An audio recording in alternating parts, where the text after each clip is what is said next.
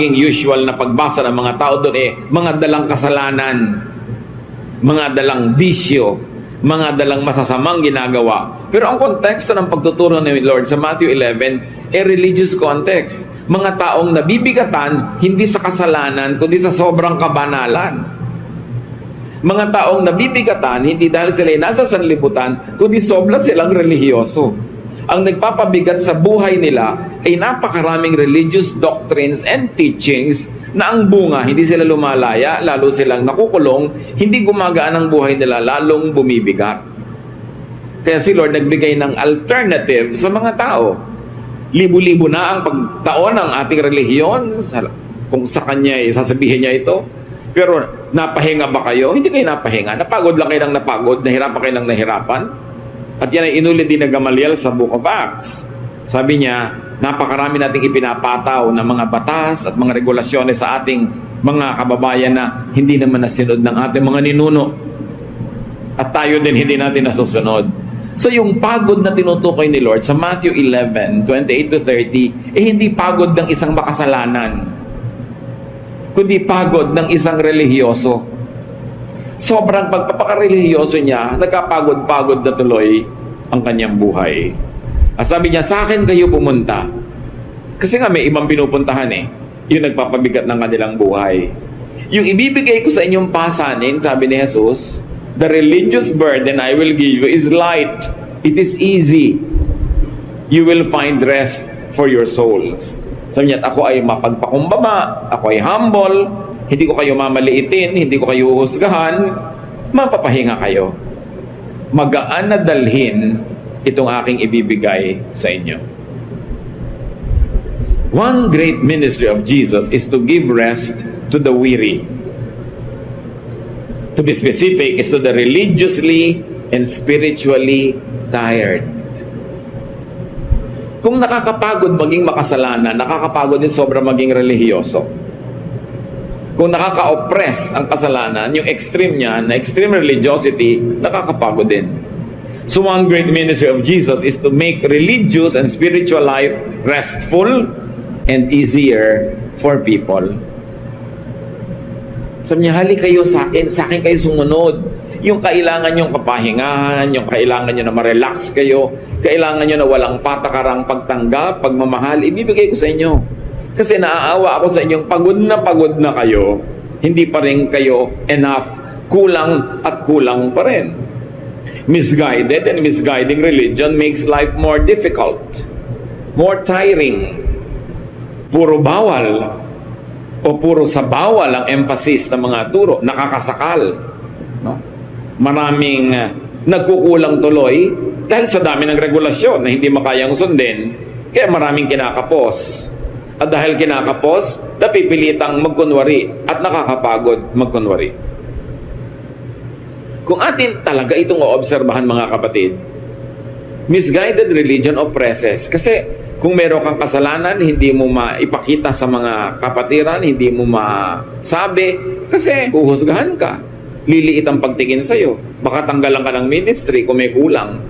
Kaya ang mga pamilya, lalo buong family, umattend ng church. Pag mayroong anak na naging addict, pag may anak na naging unwed mother, pag may anak na nagkaroon ng maraming problema, hindi nila masabi sa church, nahihiya sila. Sasabihin, ano na lang sasabihin sa atin sa church? Deacon pa naman ang tatay mo. Ako pa naman, nasa kuwari. In other words, naging burden na lagi kang may patunayan, naging burden na lagi ka dapat na perfect, at pagka less than perfect ka, napipilitan ka magkunwari. Nakakapagod. Hindi yon ang espiritualidad na gusto ni Jesus. Sabi niya, you relax lang kayo. Paano mga kapatid makaka-relax? Makaka-relax ka lang kung perfect ka kasi wala kang itatago. O kaya makaka-relax ka lang kung kayo mismo ay nagpapatawaran, kayo mismo ay tumatanggap sa isa't isa, hindi naghuhusgahan, hindi nagsusumbatan, hindi nagsusumbungan, doon ka lang marirelax. Kaya ba natin maging perfect? Hindi. Alam yun ni Jesus. Kaya ang ginawa niya, niluwagan niya. Dahil gano'n naman talaga ang original intention ng Diyos para sa mga tao. Kaya noong ang mga religious leaders ay pinagsasabihin ni Jesus, sabi niya sa Luke 11:46, You experts in the law, woe to you! Because you load people down with burdens they can hardly carry, and you yourselves will not lift one finger to help them. Sabi niya, may kakahinatan kayo, may pupuntahan kayo, lagot kayo, mga experts of the law. Ang ginagawa niyo, pinapahirapan niyo mga tao, ang dami niyong ipinapataw na utos, ang daming requirement, ang daming regulasyones, na hindi nila makaya. Tapos di nyo naman tinutulungan kayanin yun. In fact, kayo nga, hindi nyo kinakaya yun eh. Sabi ni Jesus. Kaya kung bibilangin ninyo ang lahat ng comment ni Lord na nangre-rebuke, napakarami na ni-rebuke niya mga religious leaders na nagpapahirap sa tao. Yun ang woman caught in adultery was not even rebuked as sharply as the religious leaders were rebuked. Kasi ang ayaw na ayaw ni Jesus ay yung relihiyon na pabigat sa buhay. Na siyang nagiging puntahan ng maraming tao, nagiging relihiyoso noon, maski ngayon. Nakakatanggap nga ako ng mga tanong sa Facebook. Sabi, Pastor, yung buong pamilya po namin nagsaserve sa church. Minsan po, umabsent kami kasi anniversary ng mga lola namin sa probinsya. Di buong pamilya kami umuwi. Napagalitan kami. Pagkatapos, minsan naman, may namatay na kamag-anak namin. Di sabay-sabay din kaming absent. Napagalitan kami. Nung nakakatatlo na po kami, gusto na kaming itiwalag. Eh, anong gagawin mo kung may kailangan na family event? Hindi ba pwedeng umabsent? So, kasi po, ano kami, mga lingkod kami. Yun nga, lingkod ka nga, kaya lalo ka naman dapat may privilege, so pwede ka namang mapahinga. Lalo't kailangan. Huwag lang naman ang dami mo ng absent na walang kalatoy-latoy ang dahilan. Pero ano ba yung may ikakasal kayong pinsan, maa-attend kayo, masama ba yun? Minamasama ng church, nahirapan yung mga tao. Na dati, maluwag ang buhay nila, ngayon pati haba ng buhok nila, kukulayan yung buhok nila, ay nire-regulate. Pati, hindi ka pwede mag-boyfriend hanggang nasa ganito kang edad. Hindi ka pwedeng mag-ganito. Dumami yung bawal, kahit nung panahon nga ni Jesus na ang dami ng bawal, wala yung mga bawal na yun eh. Nadagdagan. Hindi ka pwedeng mag-play ng secular music. Hindi ka pwedeng mag-ganito. Sino may sabi na may secular at may sacred music? What makes music sacred is its content, the words. So kahit hindi yan kinakanta sa church, kahit kinakanta sa radyo, sa TV, kung magaganda yung words at hindi laging kailangan tukol sa Diyos, kung halimbawa pinupuri mo ang napakagandang sampagita, abay napakagandang song of worship yon kung kinikilala mo na ang sampagita ay likha ng Diyos at ang kagandahan belongs to God because God is beauty. Hindi naman kailangan laging yung pangsimbahan ng kanta. Pero dumami ang regulasyon. Humihirap ang buhay. So people go underground. Nagiging kunwari lang naman hindi naman nagiging perfect. Nagbabalat kayo lang. Kasi nga, mahuhusgahan. Yun ang ayaw ni Jesus. Sa Matthew 23:13-14, another rebuke niya sa mga religious leaders. Sabi niya, you Pharisees and teachers of the law of Moses are in for trouble. You're nothing but show-offs. You lock people out of the kingdom of heaven. You won't go in yourselves and you keep others from going in. Can you imagine these harsh words? Hindi binitawan ni Lord sa prostitute, sa tax collector. No, sa religious leaders. Sabi, may nakalaan sa inyo na tapat na parusa sa inyong mga pagmamalabis. Puro lang kayo pasikat. Ganun. Hindi nyo pinapayagan ng taong makarating sa langit. Kayo man, hindi rin naman kayo pumapasok. At ang langit na ito, hindi lang laging yung langit na kaligtasan ng kaluluwa pag namatay ka. Kasi ang langit din ay dito sa lupa. Yung tahimik ka, payapa ang iyong loob, hindi ka naliligalig, hindi ka nagkukunwari, hindi ka stress, langit din yun. Thy kingdom come, thy will be done on earth as it is in heaven. So it is possible to have a slice of heaven on earth. And heaven is peace. Heaven is love. Heaven is contentment.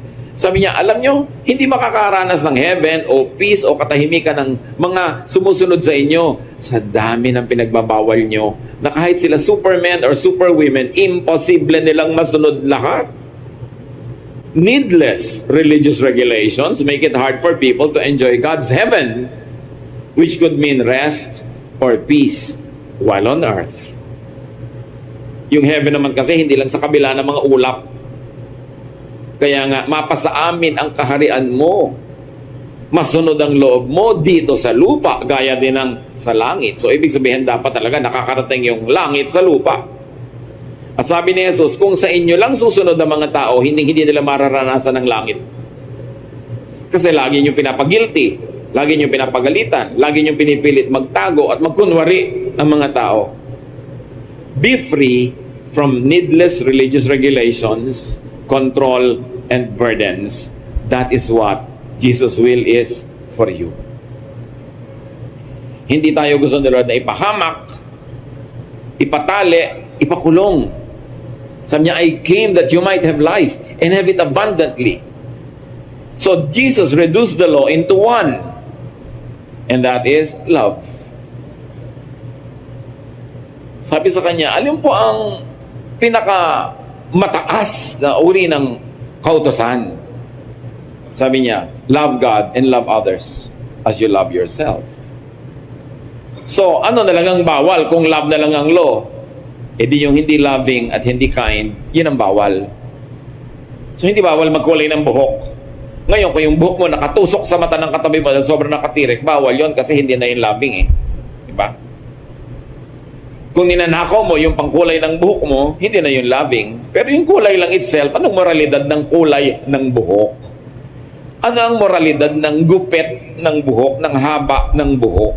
Pharisaic issue yan. Hindi yan issue ni Jesus. Ano ang bawal na isuot? Eh kung ang tao ay sobrang naaakit na sa'yo, hindi na makapag-concentrate dahil nakabulwak na ang lahat ng dapat mo sana'y ikinikip-kip at tinatago, eh di bawal yung kasi hindi loving. Because you cause people, to be defocused on what is good and to be obsessed with you. Eh hindi mo naman sila mamahalin kung pansinin ka nila, so masama, nakakasama. Pag pinansin mo sila, kanila, hindi mo rin masusuklian ng pansin. So, tinakaw mo lang sila, nagiging unkind. So, yun ang mga bawal. Yung hindi loving. Kasi isa na lang natin ang law, sabi ni Lord, love. Sabi niya, by this, people will know that you are my disciples. Hindi by your hairstyle. Hindi by the length of your hemline. Hindi by the version of Bible you read. Sabi niya, if you love one another, people will know that you believe in me, that you are my disciples. And because you are loving, you'll be ethical, your ways will be considerate, you will be very, very accommodating to people. Yun ang kaisa-isang iniwan ni Jesus na command. Bakit pinaparami ng mga Kristiyano? Bakit pinapadami pa ang pagpapahirap? At sinasabi ni Paul, love is patient and kind. Eh kung impatient ka dahil sa ang dami mong pinapagawa, pinagbabawal, hindi ka na kind nun, hindi ka na loving. Lalo mo na be-break yung law ni Jesus. Now, freedom from the law means freedom from sin. Bakit ba dumating si Jesus? At bakit siya sinundan ni Pablo? Ang mga tao sobra ng taling-tali sa mga religious laws ng mga religious systems. And Jesus came to set them free because that's at the will of the Father for people. That's why the religious system was the one that killed Jesus. Kasi nawalan sila ng halaga, nababawasan ang importansya nila, at nababawasan ang kontrol nila sa mga tao, they had Jesus killed. Hindi naman yung mga makasalanan nang humingi na si Jesus ay patayin eh. Yung mga relihiyoso ang humingi nun. Kasi ayaw nila ng pagpapalaya ni Jesus dahil gusto nila, hawak nila sa leeg ang mga tao.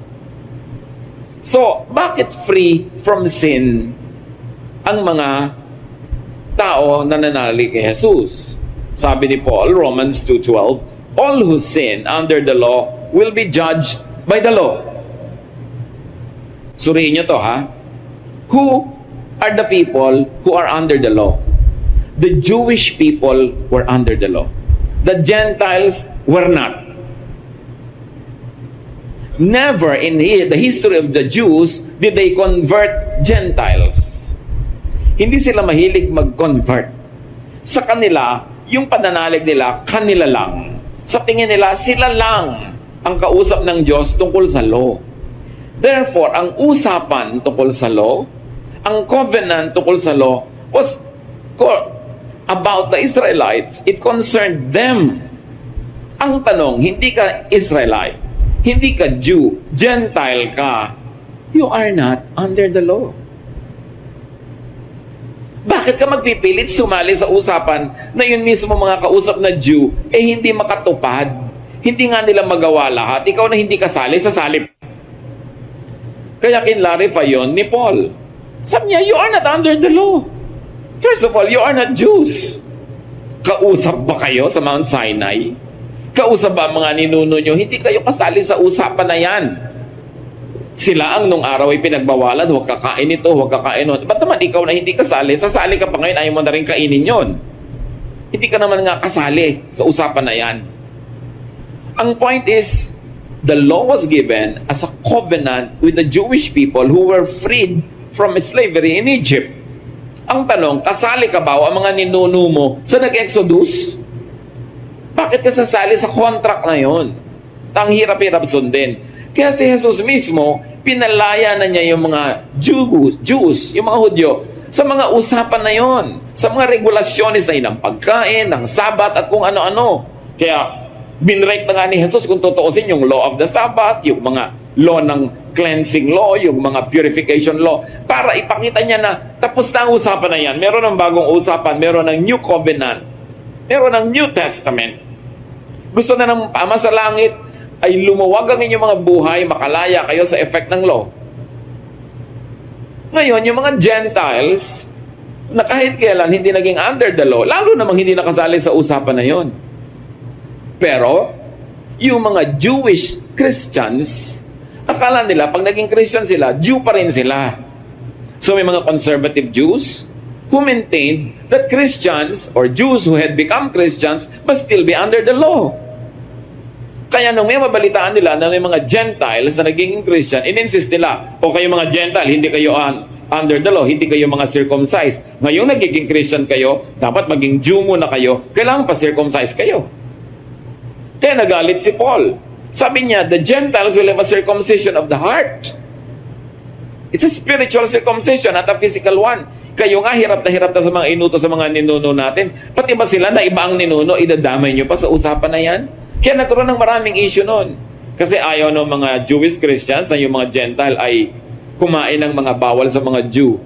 Kaya nga, si Paul, sabi niya sa Romans 6:14, for sin shall no longer be your master, because you are not under the law, but under grace. Sabi niya, hindi na kayo alipin ng kasalanan. Not because you are sinless. Not because you are perfect. But because the law has no power on you. Hindi kayo Jew. At number 2, kahit Jew kayo, nanali kayo kay Jesus, napalaya na kayo sa hold nung law, sabi niya, you are not under the law. Therefore, you are not guilty. No longer under the law, therefore, not in sin.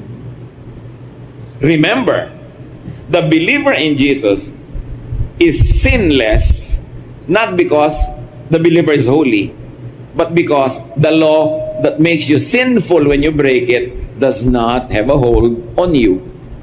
At yun talagang nilinaw na masyado ni Pablo. You are not under the law but under grace. Kaya ang mga evangelical Christians, we say, we are saved through faith in Christ by grace of the Father. Bigay lang, regalo lang. Itinuturing akong walang kasalanan, hindi dahil wala akong kasalanan, kasi hindi naman ipinapatupad at pinapairal sa buhay ko yung law that was in effect in the lives of the Jews. Kaya nga, buti ka hindi ka Jew, hindi ka kasali sa usapan. Ba't ka ngayon kusang sasali pa doon? Dahil yung mga Jew mismo, pinalaya na ng Panginoong Jesus. So, believers are free not because of 100% submission to religious law, but because of the punishing effect of the law has been voided by grace. Parang ganito, no parking, nakalagay, nagpark ka, may huhuli ngayon sa'yo, oy, bawal niya mag-park, hulihin kita. Pero sabi mo, exempted ako sa law na yan. Yun, voided. Because the law was voided for you. Kaya ngayon naman mga Christian, not knowing that and not knowing the history of the Jewish people, and that the history of the covenant was with the Jewish people, not with the Gentiles. Gentiles na nga sila, pinapagod pa nila ang sarili nila na maging Jewish. Kaya ngayon may mga uso-uso pa na kinokopya nila yung mga patilya ng mga Jew, yung mga suot, yung mga traditions ng mga Jews, yung mga piyesta nila, and even Jewish terms.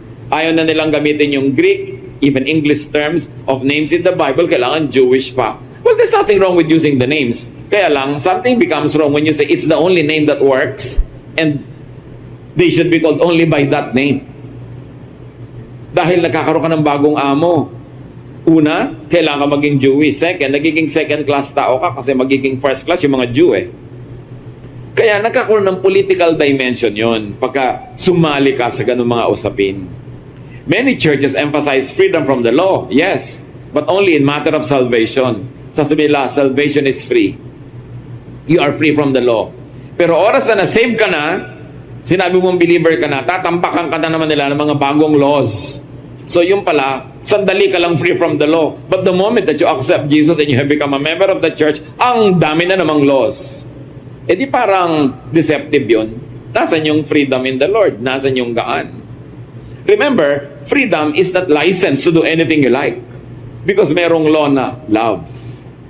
So ang standard mo na lang, is this loving? Will what I do be loving?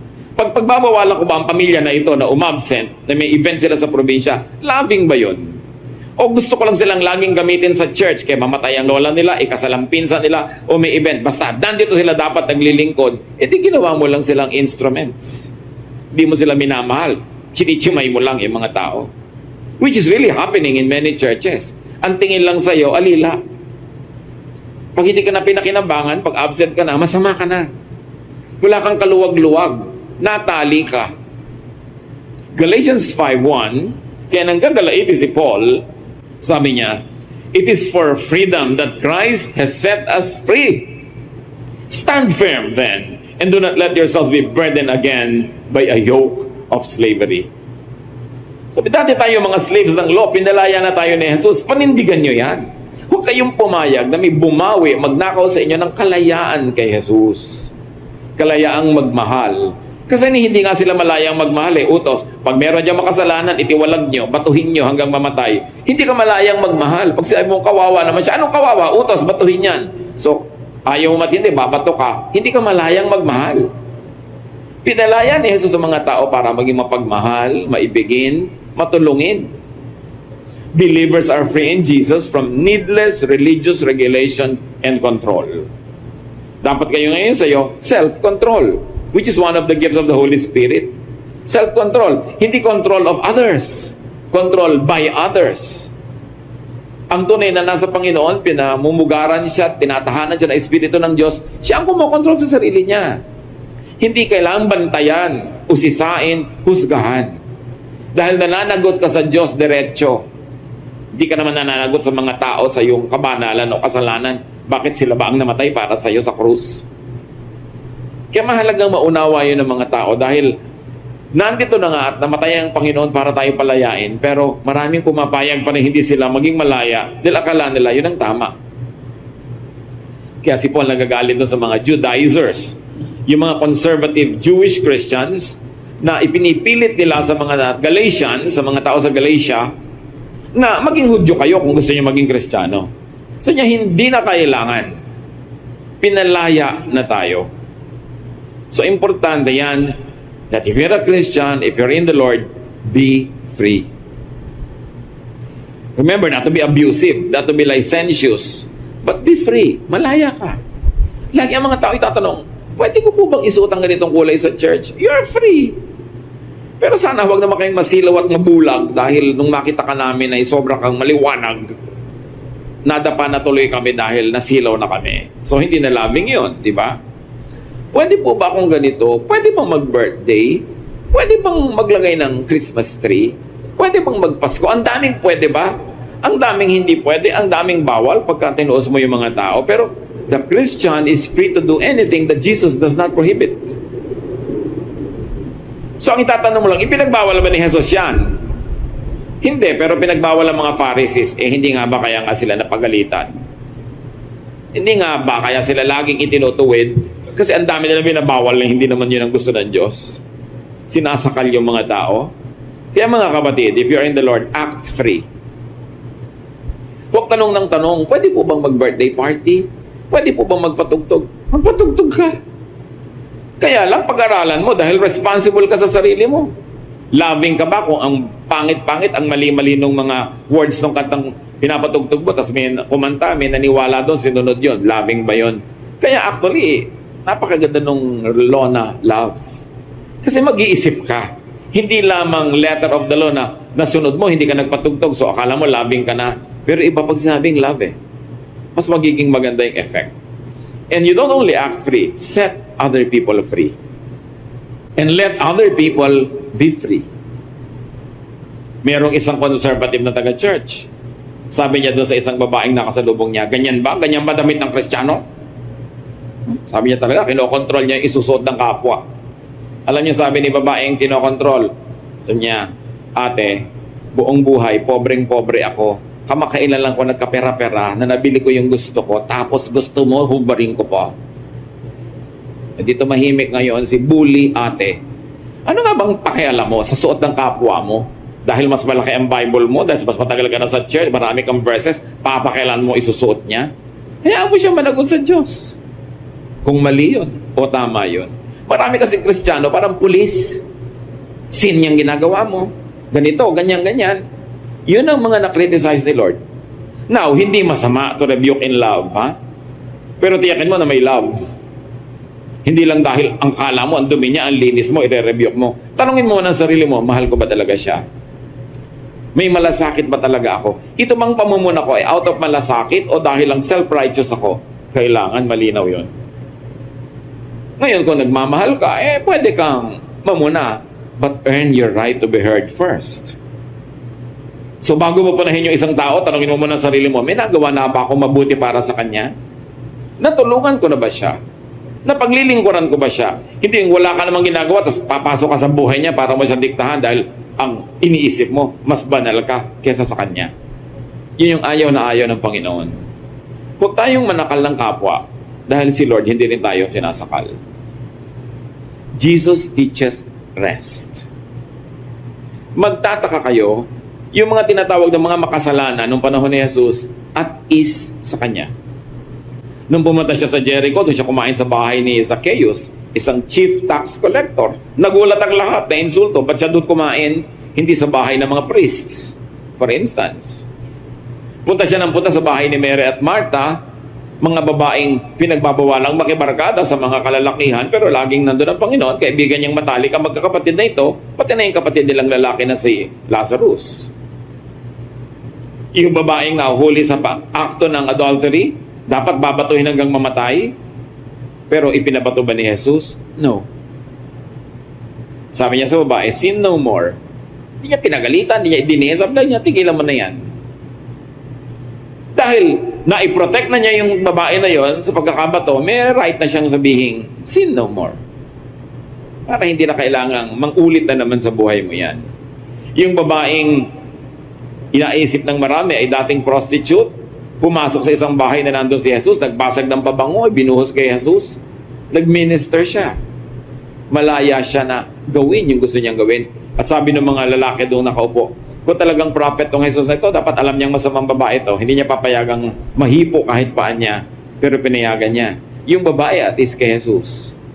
Ang tanong, kung ikay relihiyosa, at is ba sa iyo mga kaibigan mo? At is ba sa iyo mga kamag-anak mo? At is ba sa iyo mga office mates mo? O pasong-paso sa'yo. Kasi wala kang ginawa kundi mamuna. Wala kang ginawa kundi mang-correct, mang-review. Hindi ganun si Jesus. Kaya malalaman mo, am I Jesus-like or am I like the Pharisees? Pag pumasok ko sa isang lugar, will people stop what they do because I will judge them? Or will they just go on because they are relaxed? Ang layo ng mga Kristiyano kay Kristo. Kaya si Mahatma Gandhi, sabi niya noon, I have no trouble with Christ. My trouble is with Christians. Kasi para talagang hindi nare-reflect ng mga Kristiyano si Jesus. Ang nare-reflect nila yung mga Pharisees and priests of old Israel. Now, Jesus teaches rest.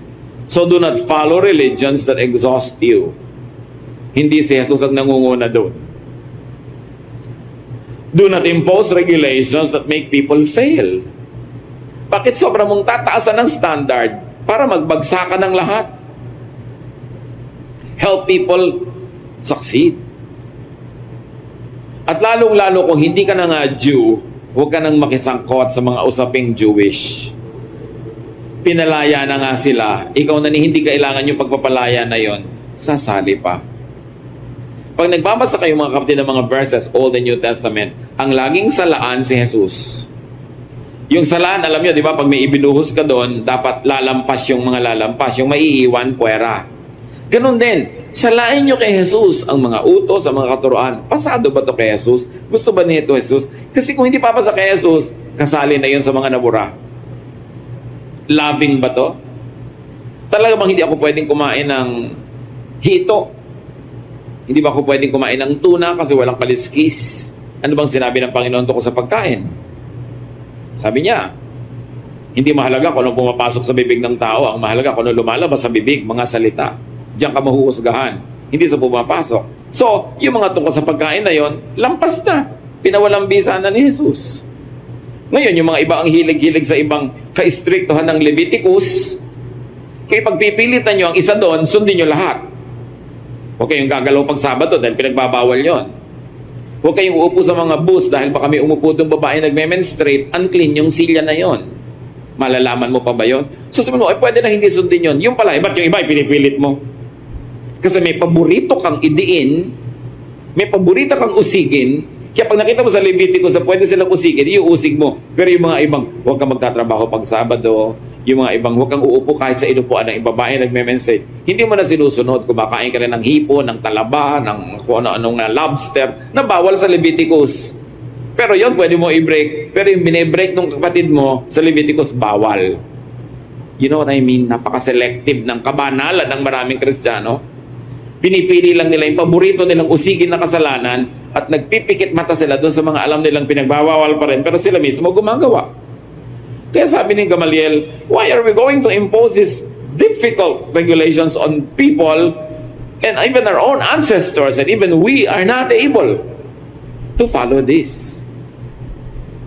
Kaya ang solusyon ni Lord, sige, guilty lahat dahil wala namang makasunod. Ang natitira na lang na law is love. Kailan kaya natin makikita sa Christian churches na nagsasabing sila ay Jesus-based, Jesus followers, na talaga kumiiral yung kay Jesus na batas na love? At hindi nagkakaaway-away, nagyagera-gera dahil sa Leviticus, dahil sa ganito, dahil sa ganyan. Kailan mangingibabaw yung utos ni Jesus kaysa doon sa mga opinion ng mga propeta at ng mga ibang mga disciples na tao din naman sila. Hindi sila perfect. Only Jesus is perfect. Kaya dapat ang lahat ng teaching ng buong Bible, sasalain mo pa kay Jesus. Dahil iba na ang usapan. This is now the new covenant. This is the New Testament. There is a new arrangement between God and people. Sayang yung privilege na ibinibigay ng Diyos kung hindi natin gagamitin. Jesus teaches freedom from needless religious regulations, control, and burdens. So let others rest and enjoy their full lives. Matthew 7:12, ang sabi ng Panginoong Jesus, treat others as you want them to treat you. This is what the law and the prophets are all about.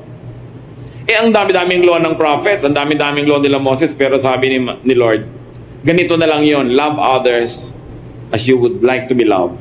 Treat others as you would like to be treated. Yun na ang law. Doon na lang kayo mag-focus, yun ang inyong ipamuhay, matatahimik kayo, at papayagan yung ibang matahimik din. So sa darating na bagong stage ng ating spiritual life, bagong level ng maturity, be more Christ-like. Let the love of Jesus prevail in our lives. Salain ang mga teaching na hindi papasa sa love ni Lord, at ang ating unahin at tupagin yung pag-ibig na itinuturo ni Jesus. Hindi lang tayo ang marerelax, lahat ng tao sa paligid natin marerelax, at lalo magiging kaakit-akit sa kanila na sumunod kay Jesus. Hindi nila sasabihin yung sinabi ni Gandhi, ibig at hindi ka ibig-ibig, alin ang dapat na nandyan at alin ang dapat ay wala dyan. Sa biglang tingin, magkakasama sila, madali tayong malito. At sa teaching ni Jesus, magkakasama ang mga mabubuti at hindi mabuti sa isang lugar, sa isang oras, sa isang panahon. Kaya dapat meron tayong mata para makilala natin kung alin ang mabuti para sa atin at alin ang hindi. Many things will be thrown away in time. Napakalinaw niyang itinuro yan. Many things will be burned in the end. So, know weeds from wheat. Kilalanin ang mga damo mula sa tunay na tanim.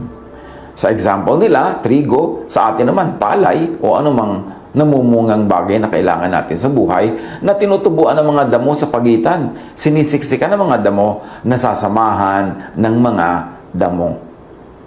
Do not invest in weeds, in what is destined for destruction, in what will be thrown away as refuse.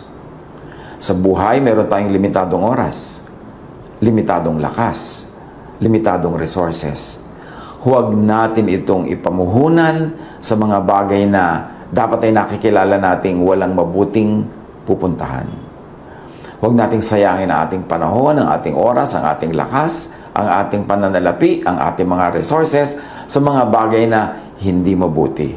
Kasi darating ang panahon, kahit nandyan yan ngayon, yan ay ihihiwalay at susunugin, itatapon. Pag ang ating pagmamahal, ang ating lakas, oras, ay itinaya natin sa mga bagay na nakatakdang lilipulin, masasayang ang lahat ng ating mga lakas, lahat ng ating mga kakayanan. Madadamay pa tayo.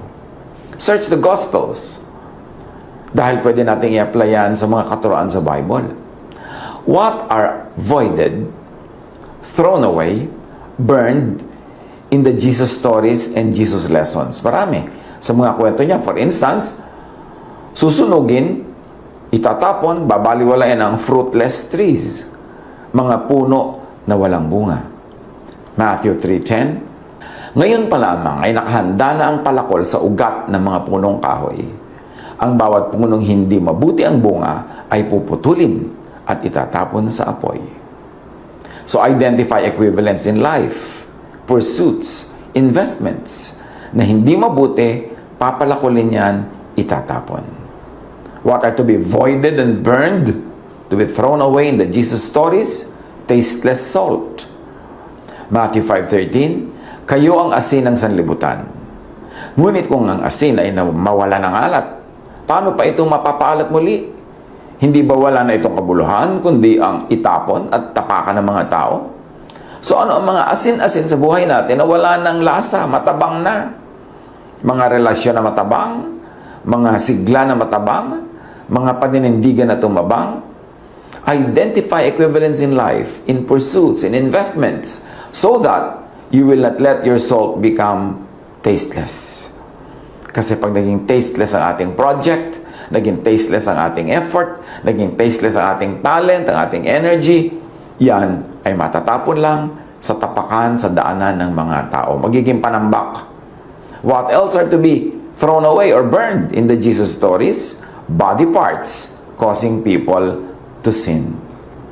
Matthew 5:29, kung ang kanang mata mo ay nagiging sanhi ng iyong pagkakasala, dukutin mo ito at itapon. Mabuti pang mawalan ka ng isang bahagi ng iyong katawan kaysa ang buo mong katawan ay itapon sa impyerno.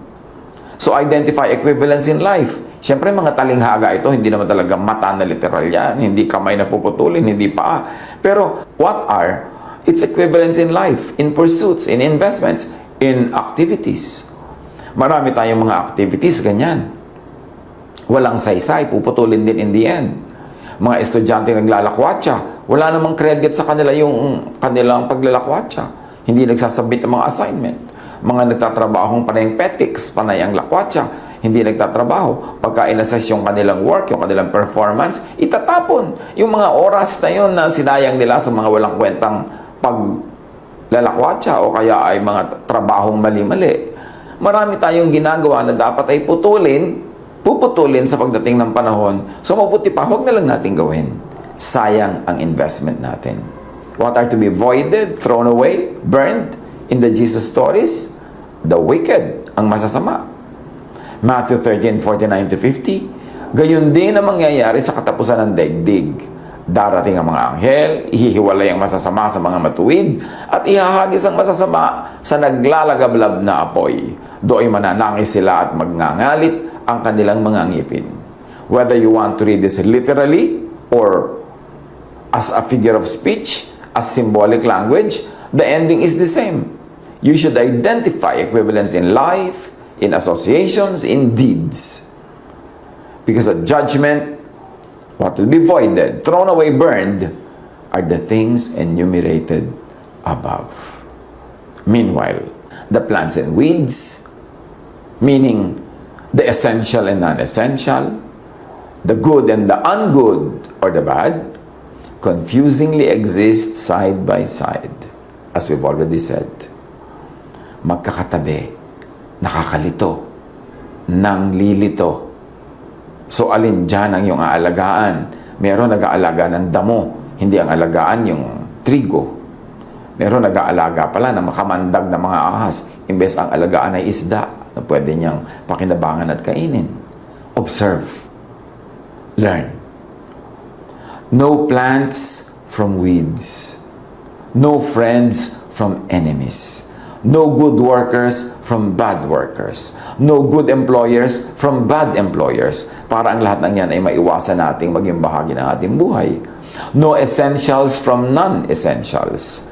Ano ba sa pinag-uubusan natin ng ating time, talent, and treasure ang talagang mahalaga at yung iba wala namang kakwenta-kwenta. Nag-uubos ng ubod ng daming oras para sa mga games na hindi naman pinagkakakitaan, na hindi naman napapakinabangan. Nasasayang ang oras imbes magtanim, magtrabaho, may magawang mga tama para may anihin. No good from the ungood or the bad. You have to know them because they both confusingly exist side by side. Yan ang mga options natin every day. Good or ungood, productive or unproductive, damo o trigo, may pakinabang o wala, susunugin pagdating ng panahon o aanihin at itatago sa mga lalagyan ng pagkain. Kapakipakinabang at hindi kapakipakinabang. Bakit kailangang maaga pa lang ay makapili na tayo niyan? Kasi limitado ang oras natin sa mundong ito. Pag may sinayang kang araw, linggo, buwan, taon, sa walang kwentang activity, sa activity na pupunta lang pala sa wala, sa activity na susunugin lang pala at walang kabunga-bunga, eh di sayang ang buhay mo. Kaya dapat mag-observe, manuri. Huwag sakay ng sakay sa bawat biyahe kasi may mga biyaheng pahulog sa bangin. Merong papunta sa maganda. Huwag paniwala ng paniwala sa lahat ng nanliligaw at lahat ng pag-ibig na iniaalok. Kasi merong papunta sa kapahamakan at may papunta naman sa kaligayahan. Kailangan mapagmatiyag, mapag-isip, hindi pa dalos-dalos, hindi nagpapadala sa basta damdamin na lang, kailangan mapanalanginin at nakikinig sa payo ng marurunong. Tama at maling, mabuti at masamang katuruan, gawain, choices, tao, are here with us side by side.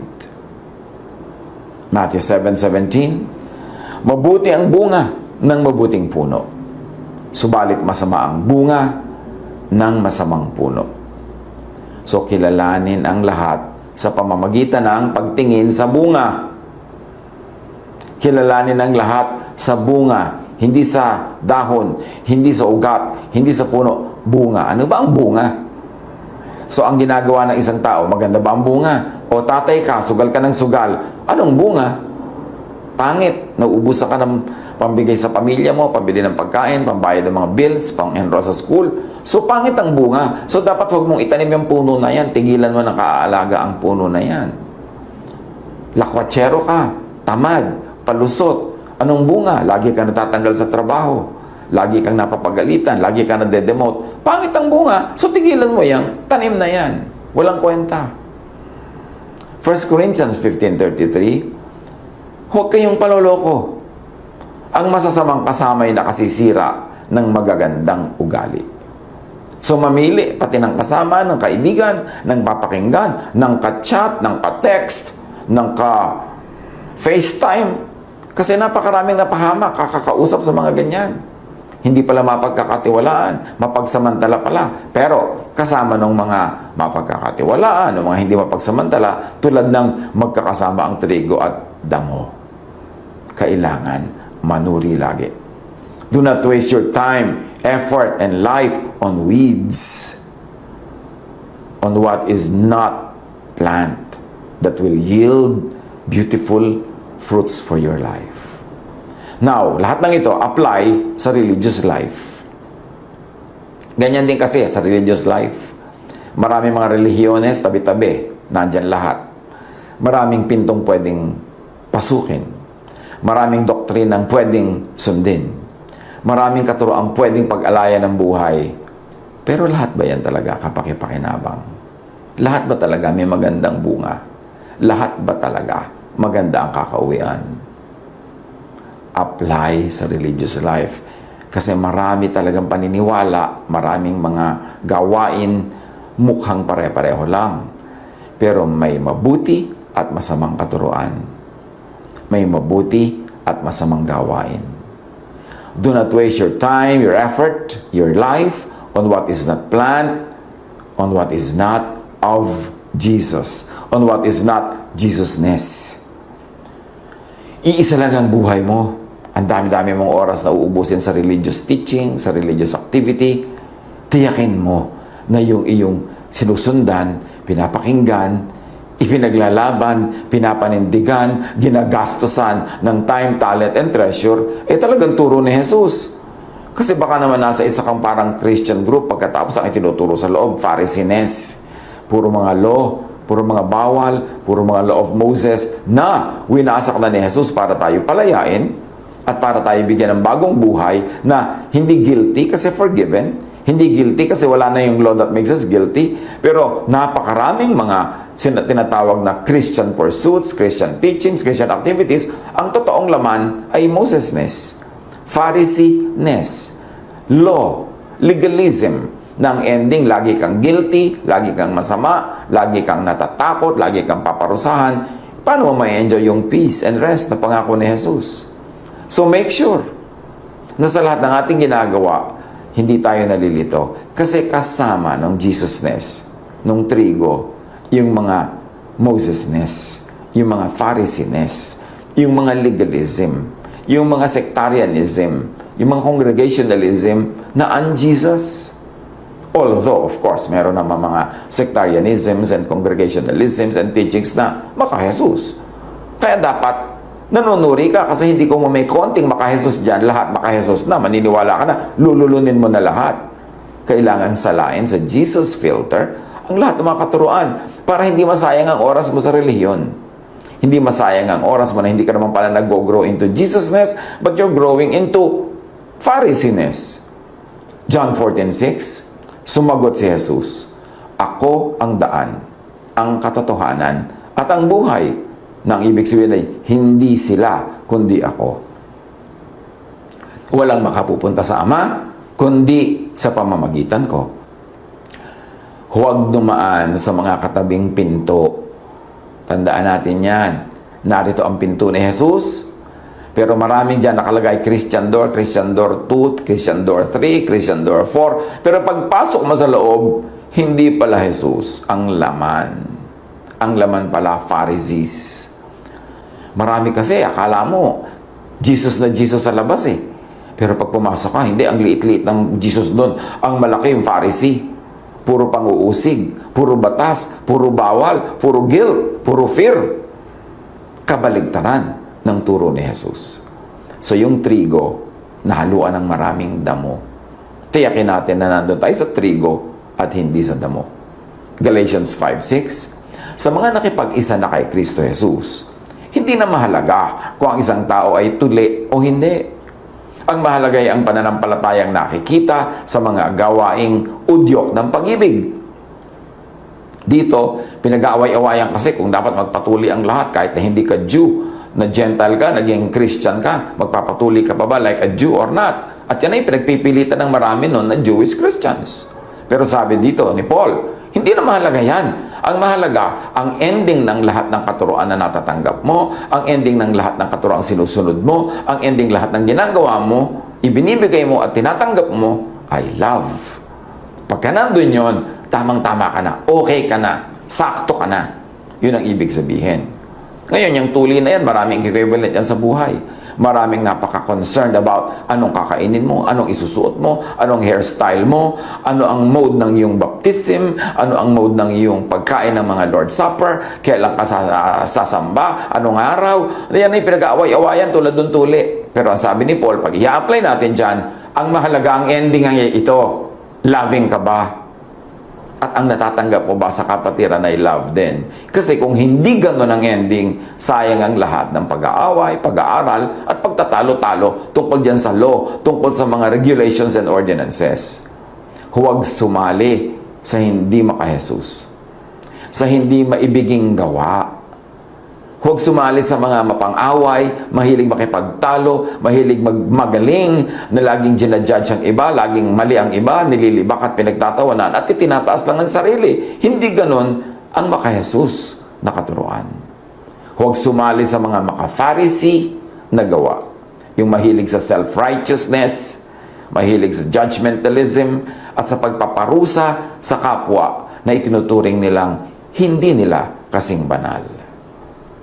Romans 13:9, ang mga utos gaya ng huwag kang mangangalunya, huwag kang papatay, huwag kang magnanakaw, huwag mong pagnanasaang maangkin ang pag-aari ng iba, at alinmang utos sa tulad ng mga ito ay nauuwing lahat sa iisang utos.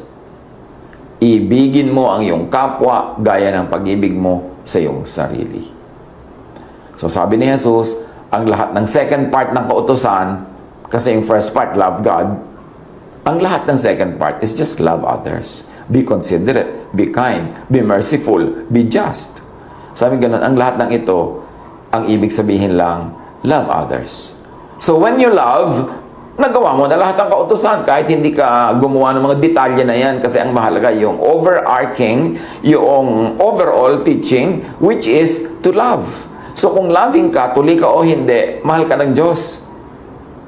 Kung loving ka, ano man ang kinakain mo, ano man ang sinusuot mo, ano man ang haba ng iyong buhok, mahal ka ng Diyos. Kasi ang lahat ng tunay na gustong tumbukin ng mga kautosan na yan, maging loving ka. Pero kung sa pagsunod mo ng mga kautosan, sa pagpapairal mo ng mga kautosan, baligtad ang nangyari, hindi ka naging loving, naging hateful ka pa, naging self-righteous ka pa, at nananakit ka pa, nang babatok hanggang mamatay, di na-defeat yung purpose ng law, which is to love. So be masters of love and loving. Huwag sumunod sa hindi maibiging application ng law. Kasama doon sa mga trigo ang mga damo. So kasama sa mga magagandang turo ni Jesus, yung mga turo ng mga Pharisees. Paano mo malalaman? You will know them by their fruits, di ba? So pag in-apply mo ang isang katuruan, pinairal mo ito, ang resulta ba ay love, peace, rest, o hindi? Kasi kung hindi, hindi yan kay Jesus. Huwag pagsayangan ng panahon. Do not waste your time, effort, life on what is not love, on what is not loving. Romans 13:10, ang umiibig ay hindi gumagawa ng masama kanino man, sapagkat ang pag-ibig ang siyang katuparan ng kautusan. So lahat ng kautusan na yan, marami nakakalito, isa lang dapat ang ending, naging loving ka. At ikaw naman, isa din ang ending sa'yo, tumanggap ka ng love. So pagka hindi love ang ibinibigay mo sa kapwa sa pagsunod mo sa mga kautusan, pag hindi love ang natatanggap mo sa mga kapwa na sa tingin nila ay sumusunod sila sa kautusan, mali ang ating application. Sayang. Kasama yan sa mga damo na susunugin. Itatapon pagdating ng oras. Hindi mo halata ngayon kasi katabi ng trigo, pero darating ang panahon, lahat ng unjesusness ay susunugin lamang. Kasi sabi ni Jesus, I am the way, I am the truth, I am the life. No one comes to the Father but by me. So kung hindi yan sa pamamaraan ni Jesus, hindi sa pamamaraan ng Jesusness, at kabaligtaran pa, Pharisees pa, ang destino niyan, ang pupuntahan niyan ay apoy. Huwag magsayang ng oras, panahon sa ganyang uri ng religiosity.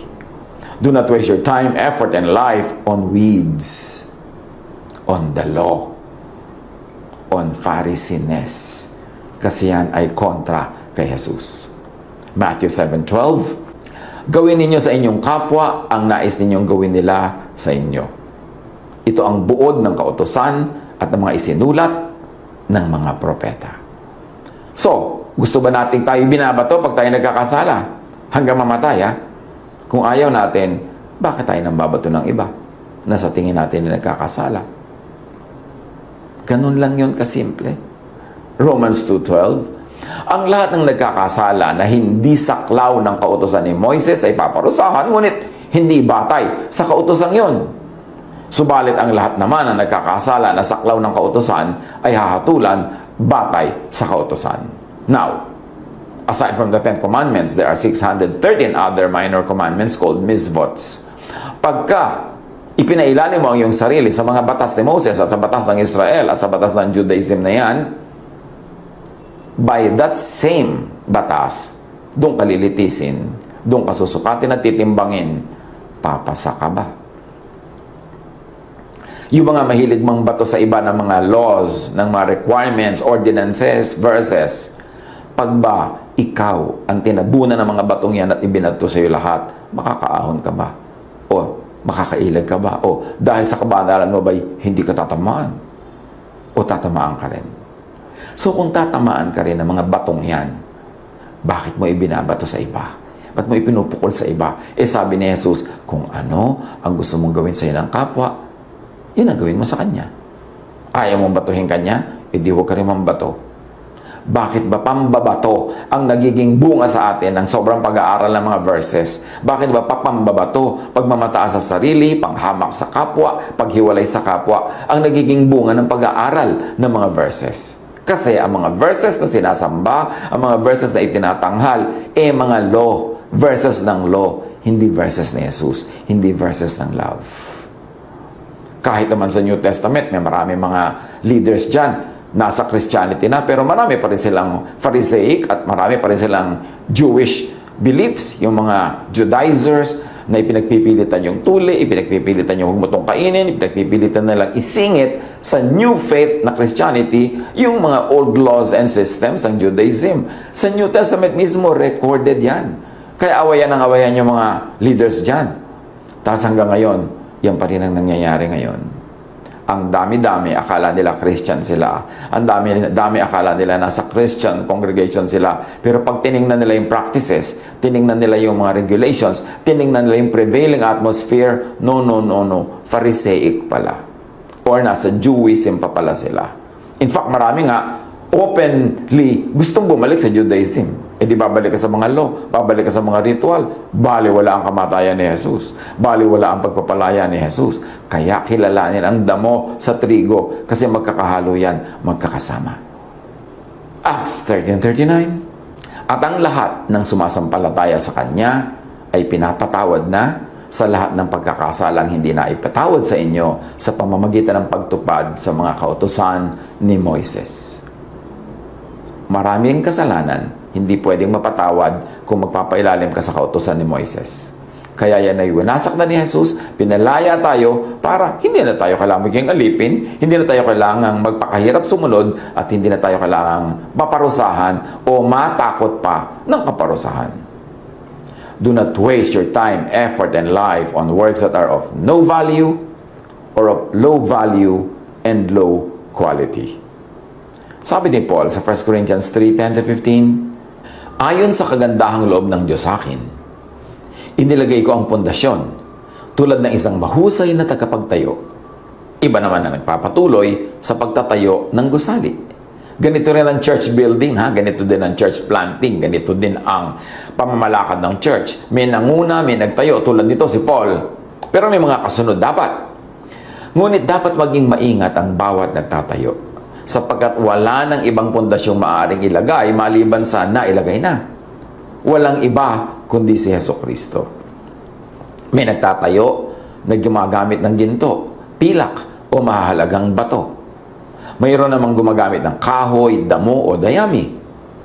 Makikilala ang uri ng gawa ng bawat isa sa araw ng paghuhukom, sapagkat mahahayag sa pamamagitan ng apoy kung anong uri ang ginawa ng bawat isa. Kung ang itinayo sa ibabaw ng pundasyon ay hindi masunog, tatanggap ng gantimpala ang nagtayo noon. Ngunit, kung masunog naman, mawawalan siya ng gantimpala. Gayunman, maliligtas siya. Kaya lang, ay para siyang nagdaan sa apoy. In other words, wala siya kadala-dala, natupok din lahat. Huwag sayangin ang oras, pagod, buhay sa religious weeds lang pala. Meaning, ang dami-dami mong oras sa relihiyon, yung pala yung ginagawa mo nang walang katuturan, walang value sa langit. Susuriin, may value ba ito? Ang pinakamahalagang value kung ang effect, loving. Kung ang method, loving. Huwag sayangin ang friendships, goodwill and pleasures, happiness and satisfaction para sa religious weeds lang pala. Anong ibig sabihin natin? Maraming pagkakaibigan ang nasisira dahil sa relihiyon, dahil sa doktrina. Maraming magagandang pakikitungo, pagmamabutihan ang nasisira dahil sa mga katuroan, dahil sa doktrina dyan. At marami ring personal pleasures, ligaya, satisfaction, ang nasasakripisyo dahil sa mga doktrina. Ang tanong, yung doktrina ba galing kay Jesus o galing sa Pharisee? Yan ba ay trigo o damo? Huwag magsayang sa mga bagay na weeds lang pala. Damo lang pala. Tutupukin lang pala. Itatapon lang pala. So, suriin natin ang ating practical life, spiritual life, religious life. Kasi dyan, maraming tama, maraming trigo, pero maraming nakasingit na damo.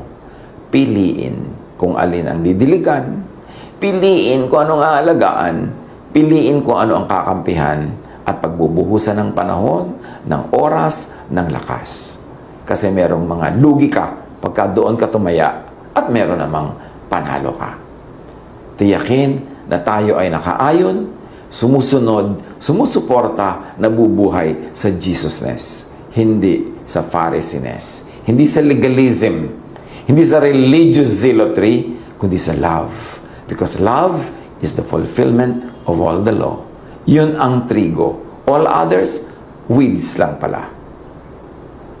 Pag-aralan. Hanapan ng mga practical application sa buhay. God bless us all.